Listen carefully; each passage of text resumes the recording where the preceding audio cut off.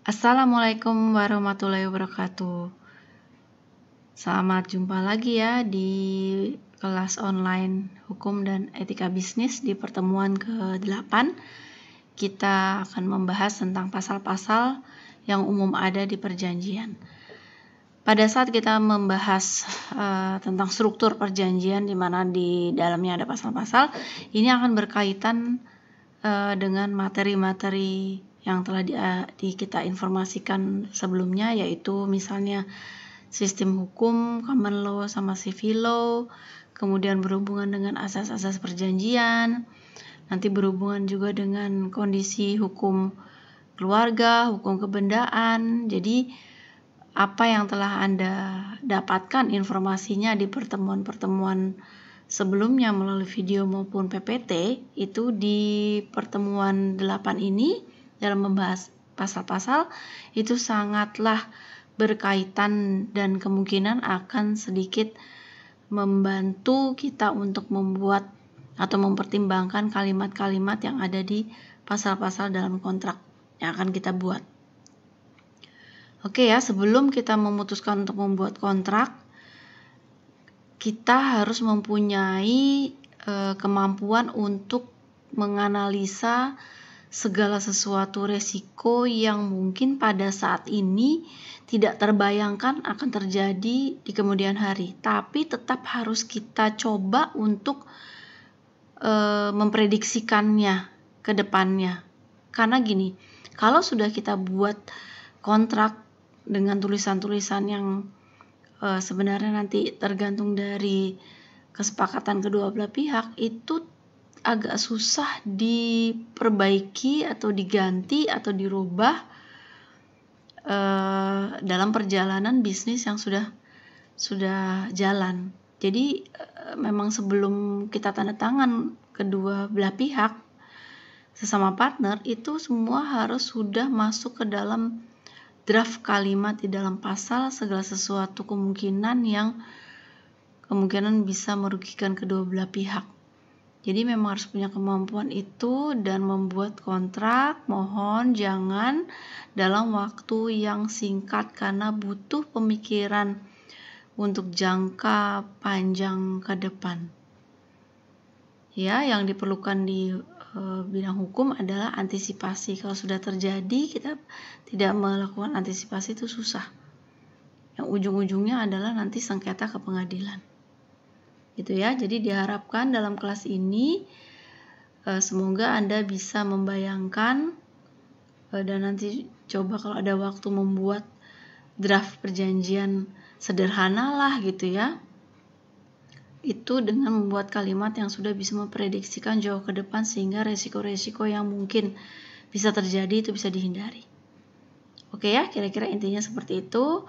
Dan tolong dipahami, setiap kontrak atau perjanjian tertulis itu tidak pernah ada yang sama persis. Karena kalimatnya di dalamnya itu tergantung dari apa yang dibutuhkan, apa yang diinginkan oleh kedua belah pihak. Jadi misalnya kontrak sewa menyewa untuk rumah yang dimiliki Tuan Bahri sama Tuan Budi itu bakal lain. Gitu ya. Nah, yang dibahas di sini adalah pasal-pasal yang umum yang ada atau digunakan di dalam perjanjian. Itu pun di dalamnya nanti akan ada pembahasan lagi yang wajib harus ada, yang tidak wajib, atau wajib dan tidak ada tergantung kondisi.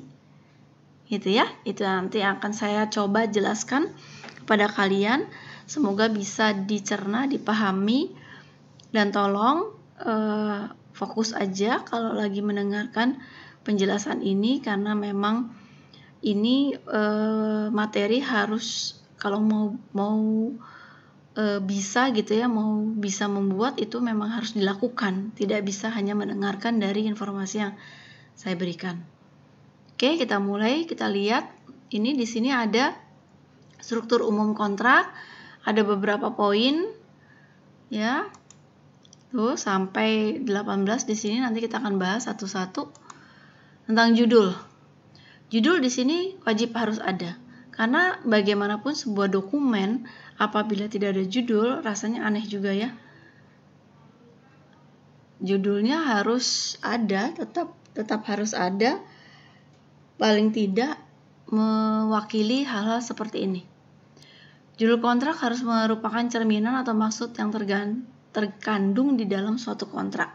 Jadi misalnya Anda mau kontrak sewa menyewa rumah, di judul itu harus disebut jenis kontrak tersebut ya sewa menyewa gitu ya.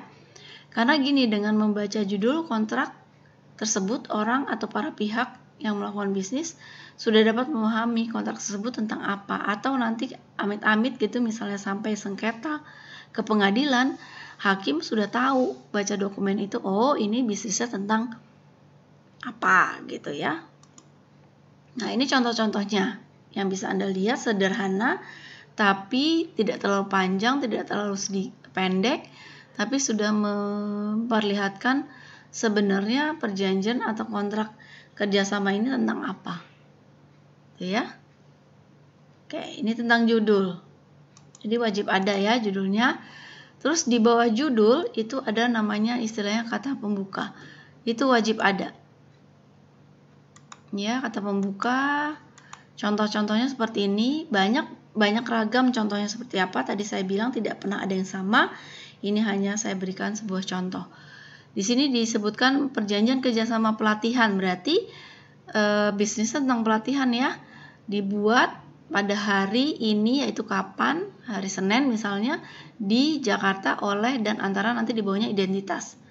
Ini juga ya, perjanjian jual beli aset.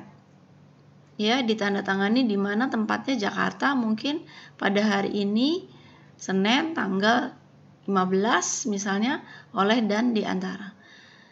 Nah, contoh ini kalau Anda jeli itu kurang lengkap. Karena apa? Ini ya, ini pada hari, cuma ada hari dan di tempat. Sedangkan ini ada tanggalnya. Jadi ini kurang lengkap, ini masih lumayan lengkap, ada tanggal, tapi di sini juga belum lengkap. Kurang apa? Selain ada tanggal, harus ada bulan, tahun. Kalau di sini cuma hari ini, hari Senin tanggal berapa nggak tahu. Nanti kadang menyebabkan orang bisa deny pada saat perjanjian itu harus diputus, misalnya harus selesai.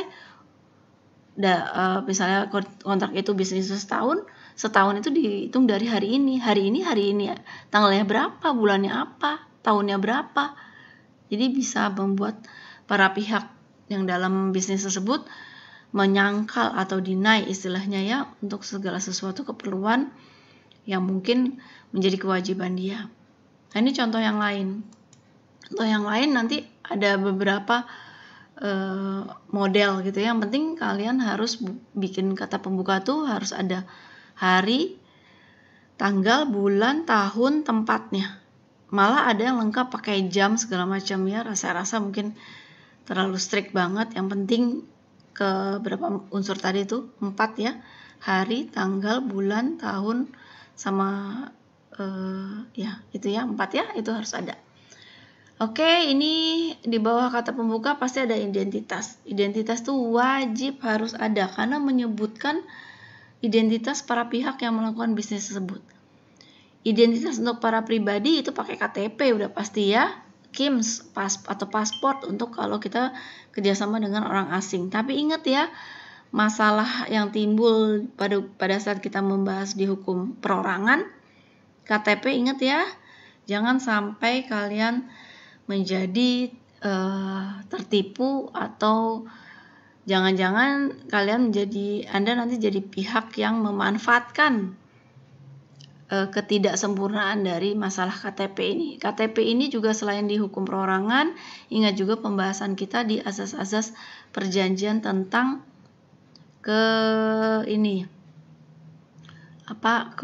kecakapan seseorang, umur yang di markup dan segala macam. Ingat ya kasus yang kita sudah bahas di pertemuan sebelumnya. Apabila KTP meragukan, dapat diminta kartu keluarga sebagai lampiran, dicocokin sama enggak gitu ya. Oke, bagi pribadi yang menikah ingat hukum keluarga ya, makanya banyak orang minta surat persetujuan dari pasangan, terutama kalau yang berbisnis tuh yang pihak perempuan minta persetujuan tanda tangan dari pihak laki-laki ya. Tolong diingat kasus-kasus dalam hukum keluarga yang telah kita bahas. Terus identitas bagi badan usaha. Badan usaha nanti kita bahas setelah pertemuan ini. Ada yang badan usaha yang terdaftar maupun tidak terdaftar. Terutama yang terdaftar itu harus punya anggaran dasar. Yang tidak terdaftar juga bisa punya anggaran dasar.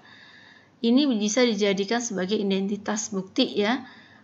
Ditambah dengan mungkin ada keputusan RUPS yaitu rapat umum pemegang saham, ada surat kuasa atau perintah kepada seseorang staf yang diberikan tugas untuk menangani kontrak bisnis tersebut. Jadi kadang-kadang yang tanda tangan itu adalah bukan owner dari perusahaan tersebut, tapi mungkin manajernya atau GM. Nah, kita sebagai orang yang mau kerjasama dengan pihak mereka itu bisa minta surat kuasa atau surat perintah agar nanti transaksi yang terjadi yang terlibat secara finance itu gampang ditagih gitu ya, karena kadang-kadang nanti sebagai staff dia bisa aja keluar resign kalau tidak ada surat kuasa, tidak surat perintah, kita kurang bukti gitu ya bahwa yang tanda tangan di kontrak atau perjanjian tersebut adalah orang yang memang sudah diberikan wewenang atau kuasa. Kemudian identitas dikuatkan dengan adanya tanda tangan, dicocokkan tanda tangannya. Tanda tangan nanti di atas materinya di kontrak tersebut dicocokkan dengan KTP dan dokumen-dokumen yang lain apakah sama atau tidak. Oke, ini contoh-contohnya. Tuan, misalnya Tuan Bahri, jabatannya apa, beralamat, bla bla bla bla bla. Ini biasanya mewakili sebuah perusahaan. Jadi yang tadi saya bilang, Tuan ini adalah merupakan wakil atau kuasa yang diberikan wewenang oleh ownernya atau oleh jajaran direksinya untuk menangani bisnis di dalam kontrak tersebut. Oke ya, ini pihak pertamanya diwakili oleh seseorang untuk sebuah perusahaan, ini juga diwakili oleh seseorang staf untuk suatu perusahaan. Jadi dua-duanya nih kerjasama antara perusahaan dengan perusahaan. Yang ini perusahaan juga, dan ini adalah perorangan atau badan usaha yang tidak terdaftar. Badan usaha yang tidak terdaftar, walaupun dia punya nama merek usaha, tetap saja yang menjadi tanggung jawab adalah personal atau pribadi di dalam si usaha atau perusahaan tersebut. Ini nanti akan saya jelaskan resiko-resikonya di pertemuan berikutnya ya. Oke, saya lanjutkan di video berikutnya ya. Oke.